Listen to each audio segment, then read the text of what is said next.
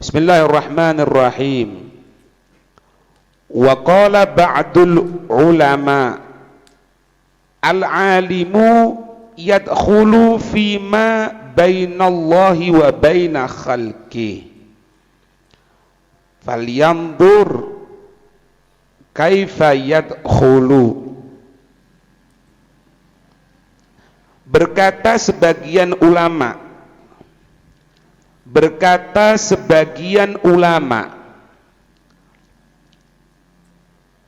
al-alimu, orang alim itu, yadkhulu fima bainallahi wa baina khalqi.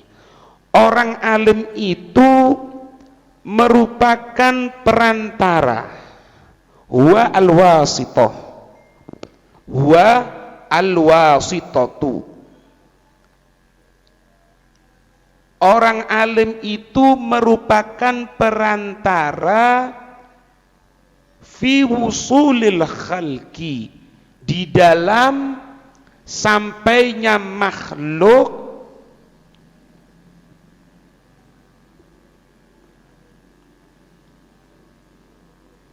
wa irsyadihim wa dalalatihim alal haq,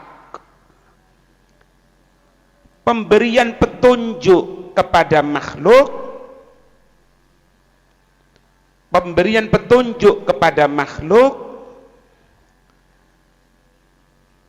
dan pemberian petunjuk atas kebenaran. Paham ini? Jadi di sini ini menunjukkan dari yang namanya fungsinya ulama. Ulama itu, orang alim, tidak boleh kecuali tiga ini. Yang pertama, perantara untuk sampainya dia ke Allah Subhanahu wa taala. Paham? Al-wasithah fi wusulil khalqi. Itu yang pertama. Untuk perantara sampainya makhluk ke Allah. Satu. Fungsi yang kedua ulama, memberikan petunjuk. Bagaimana caranya sholat, bagaimana caranya ke pasar, kerja di pasar, bagaimana caranya berkomunikasi dengan keluarga, dengan istri, dengan anak, dengan saudara perempuan, petunjuk. Itu fungsi yang kedua. Yang ketiga, fungsinya ulama itu memberikan petunjuk juga untuk apa? Hak, kepada kebenaran. Bisa juga maknanya hak di sini kepada Allah Subhanahu wa taala. Artinya al-haq bukan zatnya, tapi bagaimana caranya kita bermuamalah dengan Allah Subhanahu wa taala. Maka di sini kita lihat, kalau ada seorang alim, dia keluar dari tiga koridor ini, bukan al-alim billah, bukan orang alim yang mengerti Allah. Ya, makanya ingat-ingat, kita berjalan, kita belajar, ya, maka ketika itu tidak boleh kecuali tiga ini. Siapapun itu, perantara untuk sampai ke hadirat Allah. Ente kelihatan, ente punya teman, ente tidak taklim, ayo taklim. Ente tidak ikut majelis ilmu, ayo ikut majelis ilmu. Paham? Memberikan petunjuk. Ente suka sepak bola, iya, jangan pakai celana pendek. Sepak bola tidak ada masalah, pakai celana panjang. Petunjuk. Kemudian apa? Kepada kebenaran. Bagaimana caranya bermuamalah kepada Allah Subhanahu wa taala. Paham ya? Maka apa? Bawahnya falyanzur kaifa yadkhul. Artinya apa? Fa'alaihi bi amhadin niyyati. Ya. Maka wajib, bawahnya, maka wajib bagi seorang alim itu murni niat. Oh, tidak boleh sama sekali. Di antara para ulama itu, orang alim, guru-guru kita yang soleh, kan memang sudah jadi kebiasaan ya di kita ini, kalau ceramah gitu kan pasti dikasih uang, dikasih amplop. Jadi satu orang ini ngatakan sama kita cerita, ana tidak pernah ngelihat itu amplop. Jadi ana dapat, ana masukkan, ana dapat, ana masukkan. Tidak pernah pulang dari dihitung berapa. Lah, karena apa? Ngefek sama niat. Oh bahaya itu. Alim sama murid kejauhan. Imam sama makmum itu loh. Imam tidak benar ngefek sama makmum. Sholat. Apalagi menuju Allah Subhanahu Wa Taala. Makanya tidak ada tujuan lain. Ketika kita berjalan di jalannya Allah, apa kemarin itu ana dapat dari kitab, orang itu kalau tidak ngerti emas, dia tidak ngerti emas, dia diharamkan oleh Allah untuk ngerti kegunaan emas. Orang tidak tahu ini emas, dia nggak apa-apa. Oh mungkin tembaga, oh mungkin besi, oh mungkin ini. Kenapa? Dia tidak tahu. Begitupun ketika orang tadi itu menyampaikan ilmu, kita menyampaikan ilmu, maka jangan pernah gentar dari orang-orang yang akan menentang kita, yang tidak mau ajakan kita. Kenapa? Kalau yang kita sampaikan benar, kalau yang kita sampaikan benar, ketahui, maka Allah akan menggantikan dari mereka yang berpaling dengan orang-orang yang akan menerima sambutan ilmu tersebut. Kalau benar, ini makna dari apa? Fa'alaihi bi'amhadin niyyah. Kalau anda jelaskan, perhatikan sini. Kalau anda jelaskan tidak ada yang dirasakan, perhatikan sini. Ngerti ini ya? Niat tentukan. Niat. Yang kedua, wasti'malil khasyah. Wasti'malil khasyah. Harus ketika menyampaikan itu ada perasaan takut sama Allah.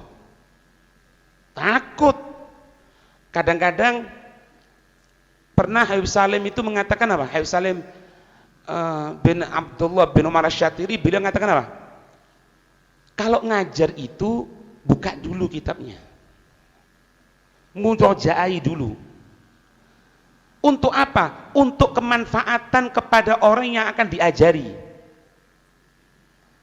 Kadang-kadang penyakit yang muncul ketika yang hadir itu cuma muridnya atau kurang ngerti, gak apa-apa, tidak ada masalah. Tapi kalau yang hadir orang alim, ustadz yang ngerti, dia belajar dulu, tidak takut sama Allah ini. Ini takut sama orang yang dengarkan saja, takut sama makhluk ini. Ngerti ini?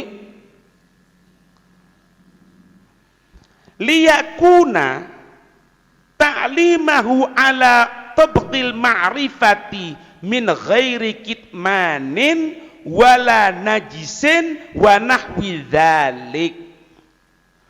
Dua hal itu, apa tadi itu? Murni niat, takut kepada Allah, supaya apa? Supaya pengajaran yang disampaikan itu sesuai dengan ilmu yang diberikan oleh Allah, tanpa adanya ditutupi, wala najis kotor. Niat, keburukan niat, kotor, jijikkan. Jijikkan. A'udzubillah ya. Jangan sampai kita tujuannya untuk mendapatkan dunia lah, semoga dijaga oleh Allah. Jangan sampai. Kalau orang bisa jalan ini, dimanapun ditempatkan selesai. Dimanapun, mau hadir kek, mau tidak hadir. Ada di Pasuruan sudah meninggal, semoga Allah merahmati, Habib Hasan bin Hashim Al-Habsyi. Sekarang kalau di tempatnya Habib Taufik kan hadir banyak itu burdah. Dulu itu saking semangatnya beliau Habib Hasan ketika Ustaz Taufik itu masih belum terjun ke dakwah, itu pernah hadir ke burdah, tidak ada yang hadir. Tapi beliau tetap baca. Amin tada kuriji ronim bidi salami mazajan. Tidak ada uangnya lagi. Tidak berubah. berubah suaranya. Tidak bisa ngomong, amin tada kuriji, wah ndak. Lah nak wonge, amin tada kuriji, lah tetap nggak berubah. Habib Soleh Tanggul, ana dapat cerita, beliau itu kalau baca kitab Ihya, ada orang ndak ada orang baca. Kebiasaan beliau kalau setelah Ihya dikasih apa? Ketan. Yuminal ayam, tidak tahu mungkin ada kesibukan atau apa, tidak ada yang datang. Cuma 1-2 orang tok yang datang, atau tidak ada yang datang. Anak yang bercerita tidak ada yang datang. Sampai apa? Ada anjing di situ, di depan rumahnya beliau. Selesai baca Ihya, tidak berubah loh, tidak berubah ini. Dimintakan anjing, dikasih no. Ini memang berhak untuk mendapatkan ketan ini sekarang. Tidak ada yang hadir yo ini. Bahkan Gresik dapat cerita juga nah. Beliau itu kan menghatamkan kitab Ihya. Sampai selama hidupnya beliau menghatamkan 40 kali. Makanya kalau haulnya beliau ya, itu pasti ada pembacaan kitab Ihya. Suatu saat hadir beliau duduk ini, cuma 1 atau 2 orang tok yang datang. Maka katanya beliau, gafil bab, tutupan pintu. Orang sudah tidak butuh ilmu sekarang, tutupan. Inti yang butuh duduk sini. Tidak berubah. Paham ya? Tabat, berat itu, tidak ada gampang itu. Nah, inti kalau kepingin nguji inti, kepingin coba, inti kalau pas diundang di TK, nanti bakal datang itu. Loh iya betul kan, sing mencolot, sing ini kan seharusnya percil ini kan loncat-loncat kadang-kadang berhubung anak yang ngajar dia takut kan gitu kan. Gue di TK, coba. Oh berat, kudu tapi tidak boleh berubah, tetap sahabat. Ngerti ini ya? Wa kaifa waliyanduro kaifa takunu manzilatahu indallahi, supaya dia tahu kedudukannya di sisi Allah,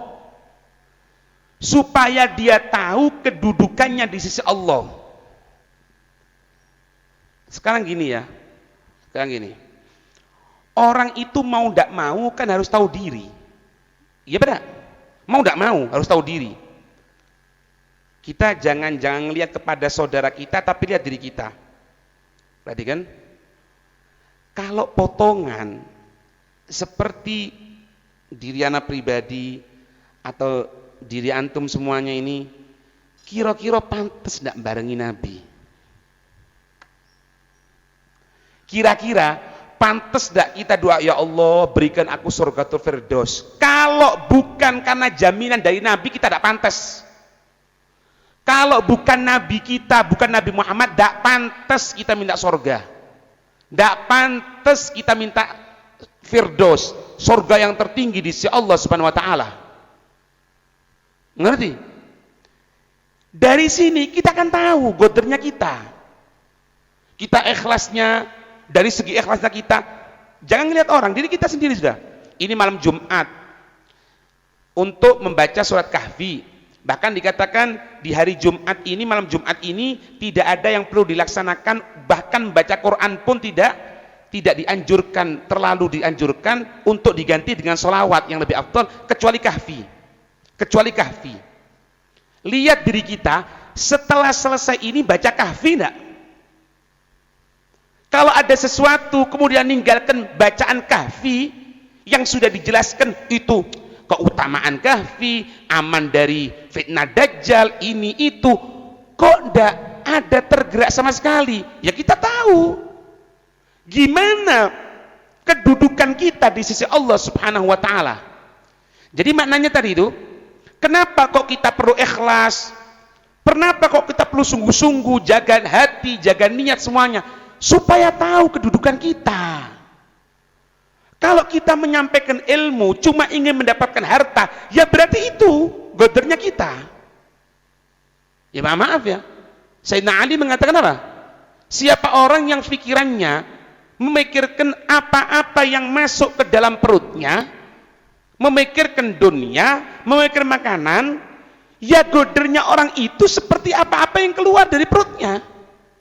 Ya paham lah ini. Ya itu kedudukannya. Ngerti ya? Supaya tahu bagaimana kedudukannya di sisi Allah Subhanahu wa taala. Kemudian yang kedua, wal yashkur ala hadhihi ni'mati allati utiha min bainil ibad, supaya bisa sadar nikmat yang diberikan oleh Allah di antara hamba-hambanya. Ini kalau dihubungkan apa? Sujud syukur itu loh. Sujud syukur, kalau kelihatan orang ahli maksiat, kita sujud syukur.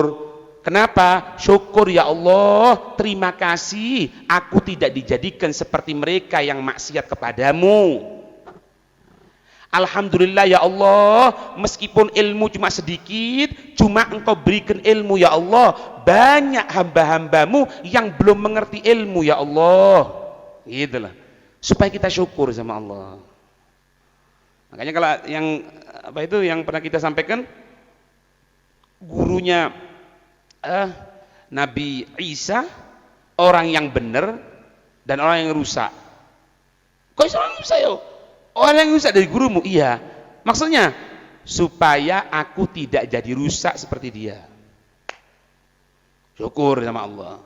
Makanya kalau sujud syukur kan, kalau dia mutajahir di fiskih, di depannya mon bengal, lek wani kan gitu kan, ya kan? Itu kok berani ya gitu. Ketok ngombe homer, gitar-gitaran ngombe homer ini, langsung inti cari tempat bersih, sujud Allahu Akbar. Allahu Akbar, langsung sujud ngarepe. Salam, assalamualaikum, assalamualaikum. Alhamdulillah ya Allah, tidak dijadikan minum homer, tidak dijadikan gitaran. Lek wani. Lek ndak wani ya singitan. Ya. Ente lihat ya Sayyidina Umar ya. Ente bisa bayangkan ya opo Sayyidina Umar ya. Waktu hijrah, Nabi kok enggak gitu? Ya itu perintah dari Allah. Nabi orang paling nekat. Kita ini ditunjukkan jangan ke Nabi, sahabat itu kayak ngono. Sayyidina Umar waktu hijrah, nggawa pedang, nggawa tumbak, kok itu perang. Bayang nanti, muteri Ka'bah, tawaf. Selesai ditekoi, didatangi besar kafir ku. Sing kepingin bojo dia di rondo, anaknya jadi yatim, ibunya kehilangan anaknya, orang tua kehilangan anaknya, cegat. Umar bin Khattab akan hijrah sekarang. Ya. Jare nang kafir, nak golek penyakit iki. Wis kenengno berangkat dhewe Umar. Mangka jenenge Umar licik iku apa? Jenenge Umar wedian. Ya. Disuntik nangis, ngledek. Disunat bengak-bengok. Kone iku lho, tola-tole. Koyo ati mati.